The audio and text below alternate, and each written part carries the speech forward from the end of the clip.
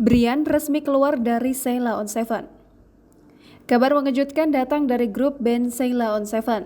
Brian Kresnaputro yang menjadi penabuh drum Sheila on 7 resmi hengkang. Kabar tersebut dibenarkan oleh Adam, pemain bass Sheila on 7.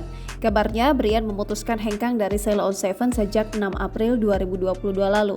Disinggung mengenai alasan hengkangnya Brian, Adam mengaku tak bisa memberitahukannya kepada publik. Brian tak lagi menjadi drummer Sheila on 7 setelah 18 tahun bersama. Sebagai informasi, Brian sebelumnya menggantikan posisi Anton pada 2004 lalu. Saat itu, Brian masuk sebagai additional drummer yang ditinggalkan oleh Anton. Sampai akhirnya, Brian resmi menjadi personil Sheila on 7.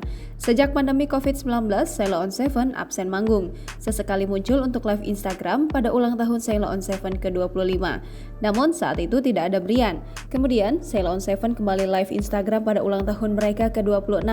Lagi-lagi sosok Brian tidak ada, hanya ada Duta, Adam, dan Eros. Sejumlah warganet mempertanyakan keberadaan Brian, tetapi tidak digubris. Beberapa minggu terakhir, Brian juga mengganti username di Instagram miliknya. Brian tak lagi menyematkan embel-embel Sheila on 7 sehingga menimbulkan tanda tanya dari warganet.